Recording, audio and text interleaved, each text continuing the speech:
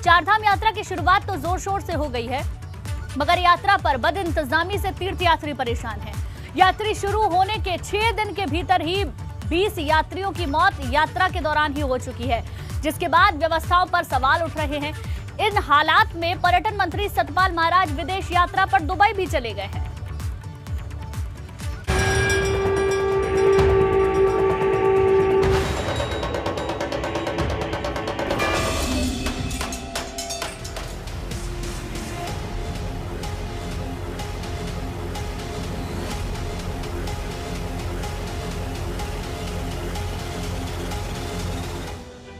चार धाम यात्रा को शुरू हुए अभी हफ्ते भर का ही समय हुआ है, मगर अभी से सरकारी तंत्र की अव्यवस्थाओं की पोल खुलने लगी है। यात्रा शुरू होने के महज हफ्ते भर के भीतर 20 यात्रियों की मौत होना सरकार और सिस्टम को कटघरे में खड़ा कर रहा है।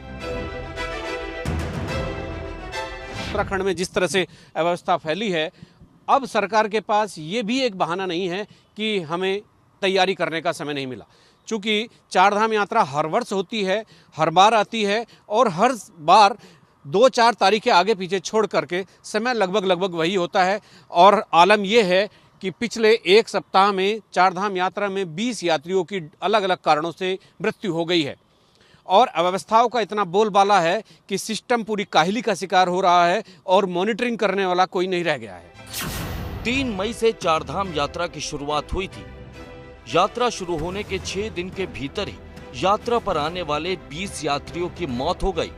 गंगोत्री यमुनोत्री में 14 यात्रियों की मौत हुई है, जबकि केदारनाथ में 5 और बद्रीनाथ धाम में 1 यात्री की जान गई है। केदारनाथ धाम कपाट खुलने से 1 दिन पहले भी और कपाट खुलने के दिन भी घुप अंधेरे में रहा। उसके लिए जब मुख्य सचिव नाराज हुए तो एक एक्शन को सस्पेंड करना पड़ा।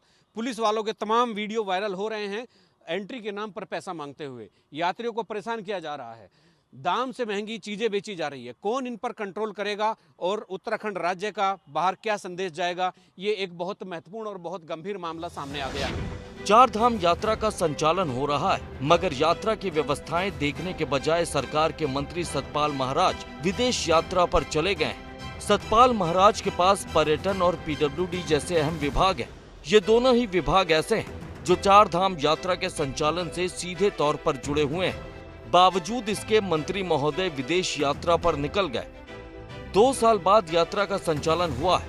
ऐसे में बड़ी संख्या में तीर्थयात्री यात्रा पर आ रहे हैं। जाहिर है कि यात्रियों की मौत पर सरकार और प्रशासन पर भी सवाल उठ रहे हैं। जो 1-1.25 किलोमीटर की करीब लाइन लगती है दर्शन के लिए, जिसमें 6 से 7 घंटे एक अनुयायी को लगते हैं, उसमें कोई भी महिला शौचालय पूरे उसमें नहीं है। 1.5 किलोमीटर तक लाइन है और वो जो शौचालय होने चाहिए, वृद्ध महिलाएं, बुजुर्ग, बच्चे सब उस लाइन में लगे हुए हैं। ना तो बारिश से बचने के लिए कोई शेड का निर्माण हुआ है उस जगहों पर, ताकि जो लाइन पे लगे हैं वो बचें बारिश से, ठंड से। और जो गरीब लोग वहाँ जाते हैं दर्शन करने के लिए, उनके लिए रैन बसेरे होने चाहिए, ये मेरा मानना, चाहे किसी की सरकार हो। क्योंकि अमीर लोग तो 1000 रुपये 1500 रुपये में बेड खरीद ले रहे हैं, उनको छत भी मिल जा रही है, लेकिन जो गरीब परिवारों के लोग वहाँ भक्त जा रहे हैं, उनके लिए रैन बसों की कोई व्यवस्था नहीं है, जो दुर्भाग्यपूर्ण है। जिस दिन शाम को हम केदारनाथ धाम पहुँचे, दूसरे दिन कपाट खुलने थे। आप जानकर आश्चर्य करेंगे, रात के 10:30 बजे तक पूरे दिन बिजली नहीं। कोरोना की महामारी की वजह से चारधाम यात्रा पिछले 2 साल से बाधित थी। इस बार कोरोना संक्रमण की रफ्तार कम है, इसीलिए सरकार ने यात्रा पर कोई बंदिश नहीं लगाई। यही वजह है कि चारधाम पर यात्रियों की काफी भीड़ उमड़ रही, मगर यात्रा मार्गों पर हो रही बदइंतजामी तीर्थ यात्रियों की राह मुश्किल बना रही है।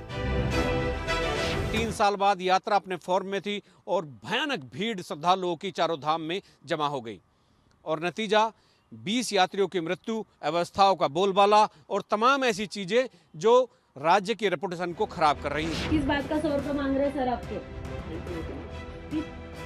पुलिसकर्मी का तीर्थ यात्रियों से पैसे मांगते हुए वीडियो वायरल होना, केदारनाथ धाम में बिजली की कटौती, तीर्थ यात्रियों के सामान की ओवरऑल रेटिंग जैसे कई ऐसे मामले जो चारधाम यात्रा की व्यवस्थाओं पर सवाल उठा रहे हैं। अब मुख्यमंत्री को इस बारे में ये देखना पड़ेगा कि इसमें आगे अपने राज्य की इज्जत बचाने के लिए चारधाम यात्रा को बहुत ही मुकम्मल तौर पर मतलब नियमित तौर पर एक बहुत बेहतर बनाने के लिए क्या करना होगा। अपने सहयोगी कैमरामैन क्रिस्टोफर लॉरेंस के साथ एबीपी गंगा के लिए देहरादून से अजीत सिंह राठी।